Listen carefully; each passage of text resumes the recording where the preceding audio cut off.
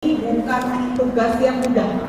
Selain sebagai builder di Berikut Build, informasi juga, ibunya juga masih tetap MDRT loh, tahun sebelum ya. Jadi penjualan pribadi lancar ya, builder membangun tim juga lancar. Boleh semuanya lancar ibu. Bu, aku tanya nih Bu, kenapa sih Bu menurut Ibu merekrut itu penting? Oke, jadi hari ini kita bahas rekrut ya. Boleh Bu. Kalau saya bilang nggak penting, ruangan ini nggak perlu loh Nek. Iya, simple banget ya. Oke, kalau bicara rekrut sebenarnya bukan saya aja melakukan. Saya yakin leader di sini semua juga lakukan itu. Tepuk tangan dong buat leader di sini semua. Kalau bicara mengenai penting tidaknya rekrut, menurut saya kalau kita ini sebagai leader di bisnis ini ya harus rekrut gitu. Jadi masalah rekrut sebenarnya kalau bagi saya itu bukan hanya masalah angka, bukan hanya masalah manpower, tapi lebih ke tanggung jawab. Jadi kalau kita rekrut itu masalahnya bukan hanya orang sign kontrak keluar kode agent itu aja, bukan ya. Bagi saya kalau kita berhasil sebagai seorang recruiter sampai orang itu bisa berhasil punya angka, dia bisa konsisten dan bahkan dia bisa berhasil rekrut dan dia bisa jadi leader, menurut saya itu baru berhasil. Benar banget ya. Jadi menurut Bu Yeni nggak sekedar kita ajak dia untuk ujian, ya, terdaftar jadi agent, that's it, selesai, enggak ya Bu? Tapi bagaimana caranya supaya dia bisa aktif, ya, kemudian dia juga bisa promosi, begitu ya Bu? Dan dia mengembangkan tim juga di dalam bisnis generali ya Bu? Betul. Nggak mudah loh Bil. Nggak mudah. Betul. Boleh nggak Bu biar Ibu diberikan tipsnya? Ibu kan seorang produser juga, seorang builder juga. Bagaimana Ibu memanage itu semua Bu? Boleh di-sharing Bu ya? Silakan. Oke, sebenarnya ada leader mengatakan, oh saya mau jagonya di rekrut, saya mau jagonya di jualan gitu ya. Bagaimana sih atur waktunya? Nah menurut saya sebenarnya hal itu bisa kita lakukan berdampingan. Kalau kita ngerti apa yang kita mau di bisnis ini gitu. Nah banyak juga agent-agent yang saya rekrut sebenarnya bukan suatu hal yang oh saya harus cari siapa gitu. Tapi kalau kita sebagai ini terutama ibu rumah tangga nih, kan di Alam Sutra kan itu banyak ibu rumah tangga ya. Jadi saya tahu nih kalau ibu rumah tangga itu kan kegiatannya banyak nih. Aktivitasnya pagi itu antar anak sekolah, kemudian nanti kumpul-kumpul di sekolah dulu, kemudian belanja, yang lain-lain pasti kan ketemu orang ya. Aktivitas kita Sabtu, Minggu kita ke mall, pasti kan ketemu orang. Nah sebenarnya yang saya lakukan di tim saya, yang saya rekrut itu adalah banyak orang-orang yang saya temuin. Orang yang saya temuin, contoh nih, kemarin itu bisa dikatakan saya merasa saya paling bahagia. Kenapa? Karena pada saat kemarin promosi, itu di tim direct saya tuh saya berhasil promosi 4 orang bibi. Wow, bos sama ibu semua promosikan 4 orang bibi ya. Promosi 4 orang bibi ya Bu? Masih ada lagi 2 ABD dan kemudian ada 8 lagi yang agent ke BM. Wow, 4 bibi, 2 ABD dan ada 8 agent yang promosi itu BM ya Bu, luar biasa Bu. Tapi pertanyaan saya Bu, dari sekian banyak orang segmen, apa yang menyebabkan Ibu apakah fokus di satu segmen tertentu? Misalnya saya lebih fokus merekrut ibu rumah tangga deh, atau saya lebih fokus misalnya wira swasta deh, gimana Bu? Sebenarnya saya sendiri tuh nggak pilih-pilih, saya lihat momentum nih. Contoh ya, 2 tahun yang lalu pada saat Generali launching Global Medical Brand, di situ saya terbuka mindsetnya, wow, ini nih pasarnya high end. Jadi kenapa kita nggak coba rekrut pasar yang high end? Jadi tentunya pengusaha atau istrinya pengusaha. Karena pada saat kita jelasin produk Global Medical Brand, ini nggak malu-maluin. Memang ini kebutuhan mereka dan linknya mereka. Nah, jadi saya melihat kebutuhan seperti itu. Dan kemudian tahun lalu pada saat Generali launching Cemerlang, nah di situ saya melihat, wow, ternyata orang yang punya talenta biasa-biasa aja pun itu sebenarnya bisa kita bantu untuk mereka bisa aktif di bisnis ini karena untuk pembukanya itu door openernya pakai Cemerlang itu luar biasa. Nah jadi menurut saya untuk merekrut itu nggak hanya pakai spesifikasi kita mau segmen apa aja, tapi kita lihat momentum juga. Oke, dan kemudian saya contoh juga ya, ada satu kemarin BD berhasil promosi ke BD, itu ada satu tim saya, itu saya merasa puas sekali karena pada saat saya ketemu dia, saya rekrut itu bukan hanya bicara uang, karena dari sisi keuangan, dari sisi gaji, income itu dia udah main di sekitar 30-40 juta sebenarnya pada saat itu. Nah tapi pada saat ketemu ngobrol, kemudian dia jelasin, saya gali ya, apa sih yang bikin kamu seneng di bisnis ini gitu loh, di pekerjaan ini? Karena di prinsipnya saya, kita nggak bisa katakan bahwasanya pekerjaan ini kita yang terbaik kalau orangnya belum ngerti. Nah jadi pada saat kita ketemu orang, kita berusaha mengerti dulu kenapa dia mau jalani profesinya. Nah setelah ngobrol pasti ketahuan nih, oh ternyata ada kurangnya gitu. Nah orangnya ada nih, ada Pak Erdi ya. Oke. Boleh berdiri Pak Erdi. Erdi, ya ini dia Pak Erdi ya. Oke, saya cerita sedikit mungkin ya, mudah-mudahan bermanfaat. Jadi pada saat saya ketemu Pak Erdi, kebetulan Pak Erdi waktu itu kan dia bekerja sebagai operation manager tuh di salah satu di satu perusahaan yang jewelry di mall ya. Nah kebetulan saya customernya dia. Nah saya lihat ini orang luar biasa, cara dia pendekatan, cara dia servis itu bagus sekali. Nah sempat terpikir kalau saya punya agent seperti ini di tim saya, betapa luar biasanya gitu. Nah tapi pada saat itu saya juga ngobrol dulu sebenarnya apa yang dia senangi di sana. Ternyata dia seneng. Dia bisa ketemu banyak orang-orang di segmen yang tinggi, tetapi ada juga nggak senangnya karena dia kerja di mall, jadi dia nggak pernah off Sabtu dan Minggu. Jadi dia nggak punya waktu buat keluarga. Saya masih ingat dia cerita, saya kalau offnya hari Kamis gitu ya. Nah di situ saya tanya, dia bilang dia nggak pernah weekend bersama keluarga. Nah kemudian saya tanya, apakah Anda ingin suatu saat Anda punya pekerjaan yang income-nya bisa lebih dari ini, tapi Anda bisa bersama keluarga Anda. Nah di sanalah dia mulai tertarik di bisnis ini. Wow, luar biasa Bros ya. Bu Ilir, boleh nggak Bu sedikit dibocorkan Bu, strategi di 2020 nanti, apakah masih sama dengan saat ini atau itu berbeda nanti kira-kira Bu? Maksudnya gimana? Strategi Ibu bagaimana di 2020? Sama, tetap Ibu nanti fokus rekrut juga dan juga produksi atau bagaimana Bu kira-kira nanti Bu ya? Oke, kalau untuk produksi dan rekrut itu kan memang saya lakukan bersamaan. Nah bagi saya beberapa tahun yang lalu tuh saya mau ucapkan terima kasih nih, ada teman baik saya tuh, ada Pak Siwan ya. Pak Siwan, ya Pak Siwan. Oke, kenapa saya ucapkan terima kasih? Karena 3 tahun yang lalu beliau tuh yang buka mindset saya. Pada saat itu kan saya merasa saya happy nih sebagai PIC, saya bisa promosikan banyak orang, bisa rekrut banyak orang. Nah pada saat itu teman baik saya ini ngomong begini, Bu Ir, kalau misalnya kamu tuh PIC udah cetar nih, kantor udah cetar, kalau kamu jadi MDRT lagi akan lebih bagus gitu. Terus saya pikir bener juga ya. Nah di situ saya tertantang nih. Awalnya kan saya hanya perform untuk satu tiket untuk ini aja produser, sisanya unit grup gitu ya. Nah di situ saya berpikir, oh ya, saya mesti coba nih sebagai MDRT agar saya bisa kasih contoh ke tim saya, bahkan di agensi, bahwasanya semua orang tuh layak jadi MDRT. Nah di 3 tahun lalu saya berhasil MDRT dan ternyata memang luar biasa. Teman-teman semua harus coba. Coba pertama kali itu rasanya sulit, bisa nggak ya saya MDRT gitu. Tapi pada saat kita udah jalani, ternyata tahun berikutnya mulai dari Januari aja 80% kita udah yakin saya pasti ngulang MDRT gitu. Jadi yang menjadi tantangan itu sebenarnya yang pertama ya Bu. Benar. Kedua, ketiga kalau itu sebenarnya tinggal kita melanjutkan ya. Luar biasa loh. Dan satu lagi nih, bagaimana cara duplikasinya Bu Ir ke tim Ibu semua ini agar semua seperti Ibu juga? Oke, amin ya. Menurut saya sebenarnya pekerjaan yang paling sulit itu sebagai leader sebenarnya. Karena bukan hanya tahu teori, bukan hanya kita tahu gimana lakukan, tapi kita juga jadi contoh. Nah jadi menurut saya yang saya senang di bisnis ini karena saya sendiri tuh senang kasih contoh ke tim. Jadi pada saat kita contoh nih beberapa tahun lalu kita pada saat lagi gaung cemerlang ya.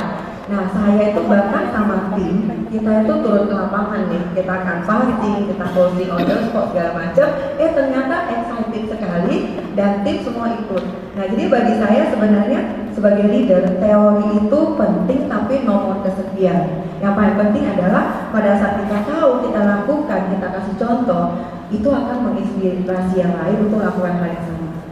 Setuju banget, duplikasi, inspirasi ke tim. Betul, ini leader adalah orang yang paling depan ya Bu ya, yang memberikan contoh ya Bu kepada timnya ya, luar biasa ya. Nah, ini sekarang kita buka ke slide kita yang buat audiens. Boleh, kita akan buka sesi pertanyaan Bu Iriani ya. Boleh dari sisi kiri, sisi kanan, boleh. Silakan Bapak Ibu untuk tunjuk jarinya ya. Yes, dari sisi sebelah kiri saya ada yang bertanya, boleh Bapak Ibu angkat tangannya. Bapak Ibu ada? Loh, Sisi kanan saya? sebelah kanan yuk. Ibu ya, baik. Tolong Bapak, Mas, mic-nya langsung dihampirkan. Oke, silakan Bu. Ya, langsung saja untuk Bu Iriani. Ya, pagi Bu Iriani. Selamat pagi, saya Lara dari Offset Palembang. Palembang ya Bapak Ibu ya, oke. Silakan Ibu, kalau cerita kesuksesan Ibu sekarang kan sudah pasti itu by proses. Nggak usah ditanya, seluruh orang pasti mau join di bawah tim Ibu. Amin. Ya, saya makanya untuk kami bidi-bidi yang baru gitu, bagaimana cara kami mengajak atau melihat kira-kira ini orang kayaknya bisa nih kerja sama sama saya, tapi kita belum bisa show off banget kayak Ibu sekarang kan. Saya pengen dengar cerita Ibu waktu masih baru itu, siapa-siapa saja yang Ibu rekrut untuk membantu kesuksesan Ibu sampai saat ini. Kemudian bagaimana cara Ibu meyakinkan agar dia mau bergabung dengan tim Ibu dan sukses bareng Ibu di General Tank Team. Oke, terima kasih, pertanyaannya super ya. Langsung saya jawab. Langsung saja Bu ya, silakan. Oke, terima kasih pertanyaannya. Kalau menurut saya, setiap orang kan pasti mulai dari awal ya. Sama seperti waktu saya mulai di Generali 7 tahun yang lalu. Nah, di saat itu saya sering kasih contoh leader-leader yang lain. Pada saat itu ada leader saya, ada Bu Susan, ada Pak An, ya bahkan ada Pak Jasmin yang lain-lainnya. Jadi saya selalu pinjam orang-orang yang udah berhasil. Ini loh, kalau kita benar-benar percaya dan jalannya akan seperti ini gitu. Nah, pada saat itu ya saya juga sekarang ngomong ke tim juga ya. Ayo, kalau kita belum berhasil itu biasa. Semua orang lahir juga pasti dari baby kan, nggak ada yang langsung sukses gitu. Nah, tapi saya percaya setiap orang pasti punya rezekinya masing-masing. Nggak ada yang semuanya mau joinnya ke leader yang top. Nggak juga. Semua pasti punya segmennya masing-masing, punya rezekinya masing-masing. Jadi pesan saya pada saat kita belum berhasil, ya memang pertama yang kita harus berhasil dulu sebagai contoh. Tapi pada proses itu kan kita nggak mungkin nggak rekrut, kita pasti rekrut ya. Kita pinjam dulu contoh sukses yang ada. Apakah itu di tim kita, di kantor kita, bahkan mungkin bisa pinjam profil leader yang lain yang udah lakukan sukses. Nah, kita bisa kasih tahu, oh seperti ini loh kalau Anda lakukan kalau berani berproses. Jadi pinjam dulu contohnya Bu. Dan kemudian pertanyaan berikutnya kan gimana tahu ya orang tuh bisa kerjasama sama kita atau enggak ya. Nah sebenarnya kalau saya mau jujur nih, kita tuh rekrut orang nggak selalu berhasil juga. Dan nggak selalu kita udah kasih treatment yang bagus, udah sesuai sistem, belum tentu dia jadi juga. Nah kadang-kadang saya itu merasa begini loh, sebagai leader tuh benar-benar kita harus punya mindset tuh pebisnis. Belum tentu kita udah traktir kopi, kita udah ajak makan siang gitu ya. Nah setelah itu telepon nggak diangkat, janji mau datang ke kantor nggak datang gitu ya. Nah itu biasa, saya sendiri pun ngalamin itu Bu. Tapi bagi saya adalah saya main di rasio, karena saya tahu sepanjang saya mau bantu dia dan saya tahu pada saat saya rekrut agent baru, sebenarnya saya tuh menambah hal baru di hidup saya. Saya jadi belajar, tambah optimis dan lain-lain. Kalaupun itu belum berhasil, yang lain pasti akan berhasil. Yang penting kita lakukan prosesnya dengan gembira. Luar biasa loh. Ini keren banget. Leadershipnya bagus banget Bu. Rasio tuh main Gil. Jadi kalau baru ketemu satu orang, terus ternyata dia nggak mau, jangan sedih dulu ya Bu ya. Betul. Itu biasa. Itu biasa. Iya. Oke. Jangan pakai semangat intinya ya. Iya. Clear ya Bu. Oke. Ya. Ada lagi Nenek mungkin yang lainnya? Ini dong Bapak Ibu boleh? Boleh? Bapak Ibu Angkat tangannya, boleh? Oh paling di belakang ya? Boleh ya, silakan berikan mic-nya. Langsung saja ke Bu Iriani. Boleh? Selamat pagi Cik. Itu arek Surabaya ya. Ya. Perlu perkenalan? Perlu Boleh dong. silakan, boleh Bu. Saya Shirley dari Surabaya Infinite. Saya ya udah tahu Ci Riani ya dengan agensinya yang memang semuanya mayoritas ibu rumah tangga. Nah, Ci, coba kasih tips juga buat kita-kita, terutama buat para wanita-wanita gitu ya, yang mungkin ada juga agent-agent baru yang backgroundnya ibu rumah tangga. Gimana sih caranya kita benar-benar bisa fokus, konsisten, dan benar-benar yakin gitu kalau bisnis ini itu memang benar-benar luar biasa gitu loh buat keluarga juga, seperti itu. Thank you, Ci. Oke, Santi. Saya yakin ya, semua orang pasti ingin ya rekrut ibu rumah tangga. Oke, tapi kan ada yang berhasil, ada yang enggak gitu. Nah, menurut saya sebenarnya pada saat kita mau rekrut orang, mau itu ibu rumah tangga, mau itu profesi yang lain pun, pasti dia lihat dulu, kita yakin nggak sama bisnis ini, terus kita gembira nggak sih jalaninnya gitu ya. Oke, nah tadi saya tuh terharu banget lihat Ibu Ike ya. Nah, saya juga sebenarnya di agensi kita, Neng, kita tuh ada 3 agent kita tuh yang survivor. Jadi semuanya survivor cancer payudara. Yang satu bahkan kemarin naik nih panggung promosi. Ada Bu Windy. Ada nggak Bu Windy di sini? Bu Windy? Bu Windy nggak datang ya? Oke, ada Bu Windy. Boleh dong kasih tepuk tangan? Oke, promosi. Dan kemudian yang kemarin ada lagi satu yang datang, Ibu Dewi Damayanti. Dia juga survivor dan saat ini kemarin dia juga capai top juga. Dan ada satu lagi yang nggak datang. Nah, kenapa saya katakan ini wanita semua luar biasa? Saya merasa sebenarnya ibu rumah tangga itu tantangan yang paling besar loh. Kenapa? Karena sebagai ibu rumah tangga kan yang kita urus kan keluarga ya, anak, suami, lain-lain ya. Itu kan pekerjaan yang sebenarnya nggak ada jam kerjanya, Neng. Bisa sampai malam 24 jam istilahnya ya. Nah, di situ yang saya rasakan ibu rumah tangga itu sebenarnya bukan cuma butuh uang. Mereka kadang-kadang udah penuh, kantongnya udah dipenuhi sama suami. Contoh di Alam Sutra sendiri itu banyak macam-macam sadisnya ibu rumah tangga yang memang sebenarnya suaminya tuh udah kaya. Tapi pada saat kita ngobrol, sebenarnya mereka tuh butuh teman, butuh komunitas yang lebih positif, sehingga mereka itu merasa dia bisa punya karya juga gitu. Nah, saya ada beberapa tim direct saya ya, salah satunya ini ibu luar biasa sekali, kemarin juga dia promosi. Pada saat dia gabung pertama, saya tanya, Bu, ibu nih di Generali mau ngapain? Karena rumahnya udah banyak, passive income-nya juga udah banyak, kantong dari suami juga udah penuh ya. Nah, ibu ini cuma ngomong begini, ini tolong bantu saya ya. Saya itu mau cetak kebanggaan agar suami saya, anak saya bisa lihat nih di usia seperti saya ini, ya kan usianya 50 something gitu ya. Nah, itu masih bisa berkarya dan masih bisa naik panggung, bisa punya kebanggaan. Nah, jadi saya merasa ternyata ibu rumah tangga itu unik loh, tenaganya besar tapi bukan hanya melihat ke uang aja. Jadi makanya saya bersyukur saya dibantu oleh tim Alam Sutra semuanya, utama dong buat Alam Sutra. Alam Sutra di Bandung ya. Jadi mereka semua yang bikin komunitas kita itu benar-benar solid. Jadi pada saat ibu rumah tangga masuk ke komunitasnya kita, yang dilihat bukan leadernya lagi. Karena saya yakin, saya sendiri pun sama seperti teman-teman semua pasti punya kelebihan, punya kekurangan. Nah, tapi pada saat kantor kita itu jadi satu komunitas dan orang melihat, wow, ini komunitas yang saya mau, saya punya teman, saya bisa berkarya dan ada kebersamaannya. Nah, di sana mereka itu leader itu peran aktifnya nggak harus 100%, jadi mereka otomatis ya udah bisa berkarya sendiri.